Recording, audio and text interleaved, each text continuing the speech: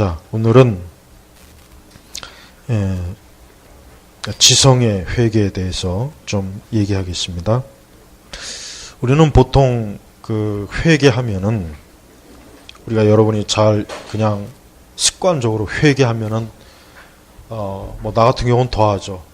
뭐 학생회 때나 교회에서 옛날에 부흥회 하면은 막 그냥 막 열광적인 막 기도하고 울고 짜고, 그걸 보통 우리는 그걸 각성 회개라고 보통 여겨요. 심지어는 18세기 영적 각성도 그 교회사를 그러니까 그걸 다루는 것도 대부분이 그런 어떤 정서적 영적 그것만 이제 얘기하는데, 사실은 정말 중요한 것은 뭐냐면 지성의 회개가 사실 중요해요. 우리가 헬라어로 회개를 뭐 혹 다 메타노이라고 하잖아요. 메타노이야. 근데 그 말은 그 사실 굉장히 번역하기가 까다로운 어려워요. 그냥 단순히 회개라고 번역하기에는, 왜냐하면 거기서 말하는 메타노이아 회개는 거기는 지성의 회개가 반드시 들어가는 거예요. 그러니까 사실 이제 18세기 부흥이나 각성조차도 그 이렇게 기록된 글들을 대부분 보면은 흔히 여기서 말 그대로 영적 각성, 회심 여기에다 초점을 맞추지 지성의 회개는 거의 다루질 않아요. 그러니까 그것도 나는 참 이게 너무 좀 균형을 잃은 시각이거든. 근데 그러다 보니까 청교도나 개혁주의 방에서는 이 세계관을 거의 다루지 않잖아요. 소홀하단 말이에요. 이게 큰 문제예요. 그러니까 로마서 12장 1절의 말씀도 마찬가지지만은 예수님께서 성경에서 말하는 회개란 반드시 지성의 각성이 그게 안 돼 있으면 그 회개가 아니에요. 그러니까 왜 우리가 복음주의나 정통신학을 배웠는데, 아니 왜 우리가 공산주의나 사회주의나 좌파에 거기에 왜 귀를 기울이냐? 난 그거는 아직 말 그대로 저들은 회개하지 않은 사람들이에요. 왜? 지성의 회개가 안 된 거예요. 자, 우리가 회개라고 하는 게 어떤 배워서 회개하는 게 아니잖아요. 성령의 역사로 회개한단 말이에요. 그러면은 성령께서는 한 사람을 회심시키고 중생시킬 때 어떤 정서적이고 영적이 그것만 회개시킨 게 아니라 이 생각도 회개시킵니다. 이거 진짜 중요한 거예요. 그래서 로마서 12장 1절을 보면은 우리의 지성을, 그 말이 그 얘기란 말이에요. 그런데 대부분이 뭐 예를 들면 뭐 보통 이런 뭐 부흥 집회한다. 뭐 예를 들면 복음지권에서 그 코스타라든가 이런 것들 보면, 메시지를 보면은 지성의 회개는 없어요. 거의 안 다뤄요. 난 그게 너무 내가 안타까워요. 진짜 그들에게 가서 설교하려면은 너희들이 지적으로 하나님에게 복종하지 않으면 참된 회개가 아니라는 것을 정말 그들에게 가르쳐야 되는 거예요. 그래서 메타노이라는 말 자체가 반드시 지성의 회개가 들어가요. 사실은 이제 C.S. 루이스를 사실 그렇게 나는 썩 이렇게 크게 막 추천하고 싶지는 않지만, 그렇다고 해서 C.S. 루이스를 무시하면 안 돼요. 그 사람은 대단한 지성이기 때문에 그 사람의 글을 읽는 건 도움이 돼요. 우리가 C.S. 루이스의 자선을 읽어보면은 거기서 드러나잖아요. 자기는 아마 오늘 밤 영국에서 가장 하나님께 억지로 그냥 마지못해 오는 사람이 아닐까. 근데 C.S. 루이스가 회심하는 과정을 보면은 C.S. 루이스는 지성의 변화가 뚜렷해요. 그 사람은 중세 고대 문학을 연구하는 사람이고 또 굉장히 탁월한 어떤 지적인 그런 토대를 가지고 있는 사람인데, 그런 사람이 어떻게 예수님을 믿겠냐 이거. 자, 예수님 믿었는데 그 사람이 어떤 가지고 있는 이전의 생각, 지성이 변화되지 않았다. 그건 참된 회개가 아니에요. 근데 C.S. 루이스는 굉장히 생각이 많이, 그의 그 많은 변진 글을 읽어보면은 확실히 그는 하나님께로 돌아섰어요. 그가 전문 신학자가 아니기 때문에 사실 신학적인 부분적으로 오류는 있어요. 그러나 그는 분명히 그가 이전에 자연인이었을, 즉 거듭나기 이전의 그 지성은 아니라는 건 그의 글을 보면 금방 알 수 있는 거예요. 그러니까 그런 의미에서 우리가 좌파요, 예수님 안 믿던 사람이 이전에 만약에 진화론을 가지고 있었어요. 자유주의, 인본주의, 공산주의, 회의주의, 무신론, 경험주의, 과학주의, 좌파, 흔히 얘기해서 좌파, 그런 걸 가지고 있었다고 쳐요. 근데 그가 어느 날 복음의 메시지를 듣고 성령께서 그를 회심시켰을 때 그는 분명히 진짜 그가 진짜 회심이라면 그의 지식에 대해서 의심해요. 아, 내가 이전에 가지고 있던 이 생각이 이게 과연 맞을까? 그는 의심합니다. 그걸 그대로 가지고 회심할 수는 없어요. 그건 가짜 회심이에요.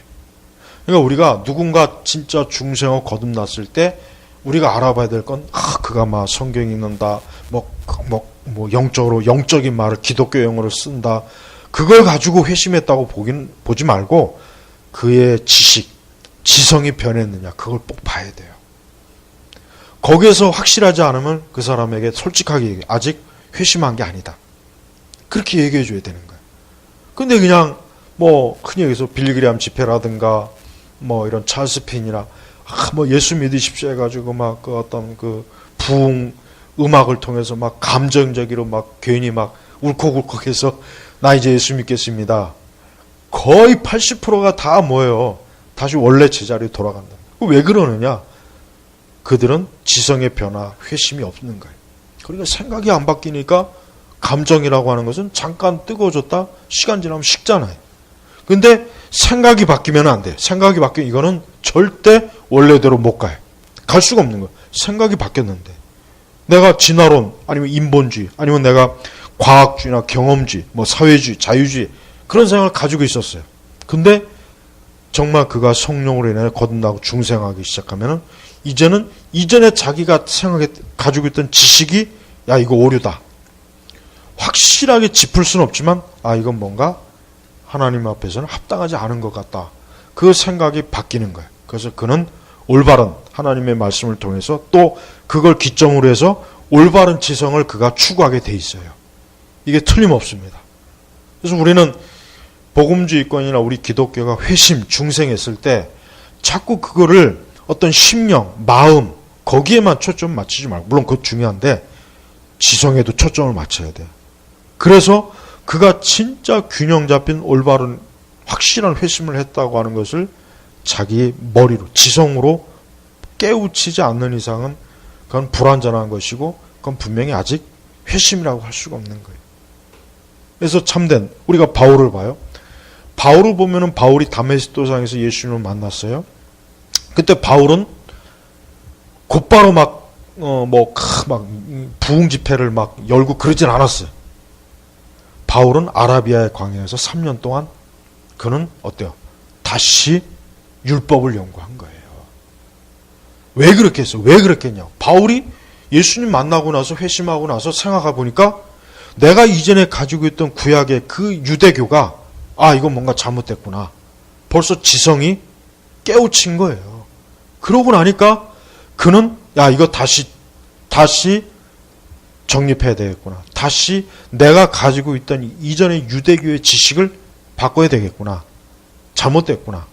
그래서 3년 동안 그는 아라비아 광야에서 구약 성경을 연구해서 예수 그리스도가 바로 아브라함이, 이삭이, 야곱이 우리 선지자들이 말한 그분이었구나 라고 하는 것을 지적으로 그가 깨우치고 난 다음에 그 뒤에 바울 서신이 쭉 나온 겁니다. 만약에 바울이 그때 참된 회심이 아니었다면 바울은 유대교의 생각을 여전히 버리지 못했기 때문에 그는 그리스도인이 될 수가 없어요. 이거 굉장히 중요한 거예요. 그러고 보면은 우리 시대 기독교인이라는 사람들 보십시오. 그들이 어떤 기독교적인 용어, 익숙한 용어, 심지어 기독교적인 감정, 분위기, 정서 다 흉내낼 수 있어요. 다 나타낼 수 있어요. 그러나 지성은 흉내가 안 돼요. 이건 안 되는 거예요. 이거는 하루아침에 이게 하는 게 아니거든. 오랜 동안 그가 읽고 배웠고 들었던 그 교육이 뭔가 흔적이 확실하게 예수 그리스도께 복종하지 않는다면 그 회심이나 중생은 거짓말이다. 가짜다. 그렇게 단정할 수 있어요. 틀림없습니다. 그래서 우리가 믿음과 신앙이라고 하는 거, 이거를 절대 세상 사람들은 비합리적이다, 비이성적이다 여기지만, 그러나 참된 중생자는, 거듭난 자는 절대 믿음과 신앙이 비합리적이나 비이성적이라고 그렇게 보지 않습니다. 오히려 하나님의 진리야말로 가장 합리적이고 이성적으로 받아들일 수 있는 유일한 진리라는 것을 확실하게 그가 지식으로도 인정하고 마음으로도 인정하는 거예요.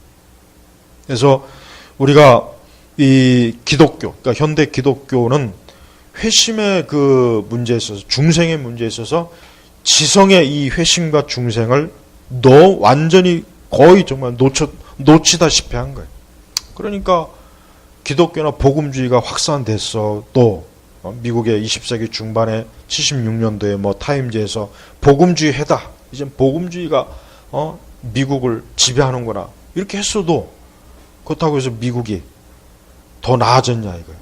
그 이전 시대보다 미국이 더 기독교적이 되었냐 이거예요. 안 됐잖아요. 그 뭘 얘기하는 거예요? 그 당시 이미 그 신복음주의자들은 빌리그램식의 그런 부흥의 식으로 사람들을 각선시키는 그것만 할 줄 알았지, 기독교적인 지성은 그들은 거기까지는 미치지 못한 거예요.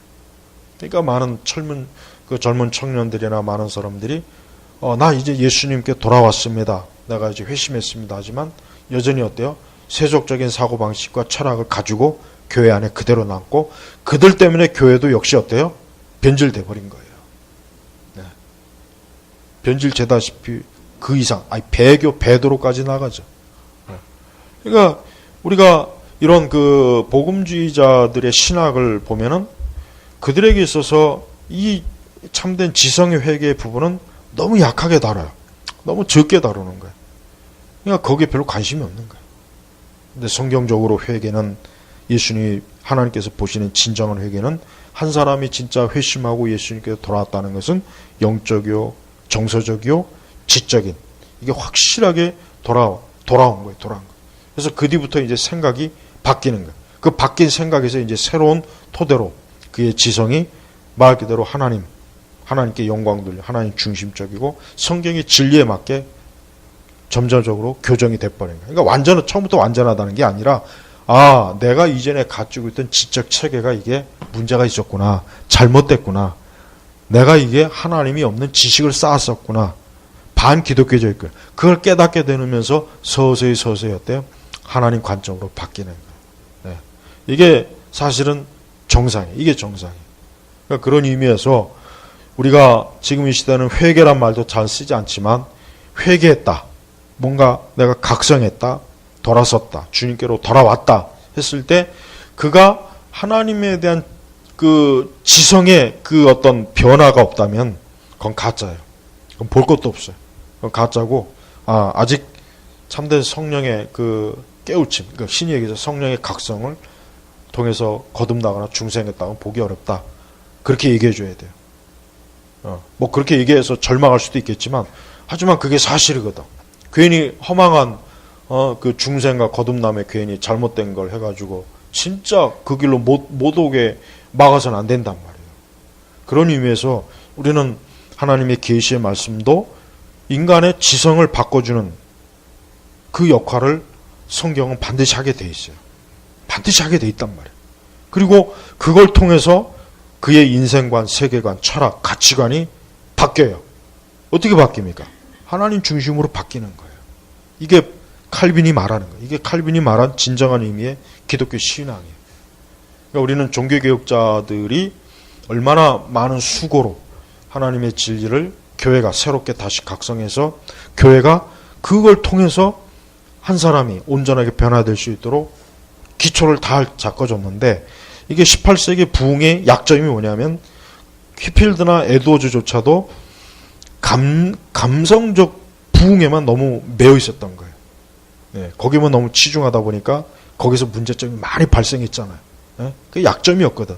에드워즈는 물론 그걸 깨달아서 신앙과 정서란 책도 쓰고 부흥론 책도 쓰고, 그래서 그걸 교정시켜 주려고 애를 쓰긴 했는데, 휘필드는 그렇지 못했어요. 휘필드는 에드워즈보다는 그런 면에서는 휘필드는 미치지 않았던 거예요.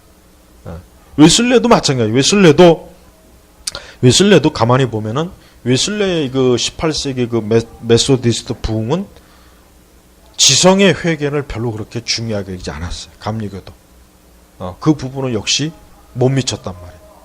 그러니까 만약에 에드워즈가 더 오래 살았더라면 아마도 그 1차 대각성이 더 잘 정리가 돼서 미국의 그 교회들이 올바른 그 부흥의 열매를 먹었을 텐데, 에드워즈가 너무 좀 어떻게 보면 좀 일찍 가는 바람에 이 부흥이나 그 각성의 그런 부분들이 지적으로 정리가 안 돼 있었어요, 사실은. 물론 그나마 그 남겨진 그 책들이 유익은 하지만 더 좀 한 오래 살았다면은 훨씬 더 에드워즈가 1차 대각성을 훨씬 더 정교하게 지적으로 잘 정리를 해서 후대 교회들이 이 영적 각성에 있을 때 지적인 회개를 반드시 강조했을 거라면 에드워즈는 분명히 그랬을 거예요. 근데 그런 면에 있어서 너무 아쉬워요. 그러니까 그 이후에 2차나 3차 이런 각성들을 보면 어때요? 더 못하잖아요. 훨씬 더 교회가 어때요? 더 교리적 기반도 없죠. 말씀에서 벗어나죠. 찰스 피니 같은 사람이 나와서 희적고 나니까 그때 완전히 끝나버린 거예요. 미국의 교회들이. 그게 이제 결국 20세기에 그대로 넘어오는 거라고요. 그러니까 우리가 이 지성의 회개는 정말 중요한 거예요. 맨날 그냥 우리나라도 그냥 뭐 성령에 불찾고 그냥 막 울고 짜고 그런 막 어떤 그것만을 회개로 여기니까 많은 사람들이 지성의 회개는 관심이 없는 거예요. 그건 아예 인식도 없으니까 어때요? 사람들이 그냥 그 무지한 채로 어떤 감성적이고 어떤 그런 것에만 교회가 물들다 보니까 이 신앙의 지적 토대가 다 사라지고 거기에 뭐가 옵니까? 이교 철학, 이방 신학, 거짓된 거 그런 것들이 물밀듯이 와서 오늘 우리나라 교회가 어때요? 이게 순복음인지 장로교인지 도대체 실체로 알 수 없는 기독교가 지금 우리나라 교회는 이걸 어떻게 설명해야 될지 모를 이상한 기독교가 돼버렸어요. 왜 그렇습니까? 지성의 회개가 없는 사람들이 교회 안에서 성도 신자 노릇을 한 결과가 이렇게 된 거예요. 그러니까 이런 의미에서 우리가 참된 지성의 회개가 없이는 참된 회개가 아니다. 이거를 꼭 명심해야 됩니다. 이거는 정말 깊이 다뤄야 될 문제예요. 이거를 다루지 않으면은 기독교는 여전히 어때요? 눈 감은 채로 제자리 돌다가 그냥 끝나버려요. 복음도 마찬가지. 더 이상 복음이 온전하게 확산이 안 되는 겁니다. 그래서 이 부분을 여러분들도 좀 많이 생각해 보시기 바랍니다. 이 부분도 제가 계속해서 한번 또 다뤄보겠습니다. 자, 기도하겠습니다. 하나님 아버지 감사합니다. 우리의 회개, 우리가 하나님께로 돌아서는 각성과 중생과 이 거듭남이 반드시 지성의 변화와 개혁이 없이는 불완전하다는 것을 우리가 바르게 이해해서 우리가 하나님의 진리로 우리의 생각과 지식이, 지성이 돌이키는 참된 영적 각성의 자리로 이끌게 하여 주옵소서. 예수님의 이름으로 기도 올렸습니다. 아멘.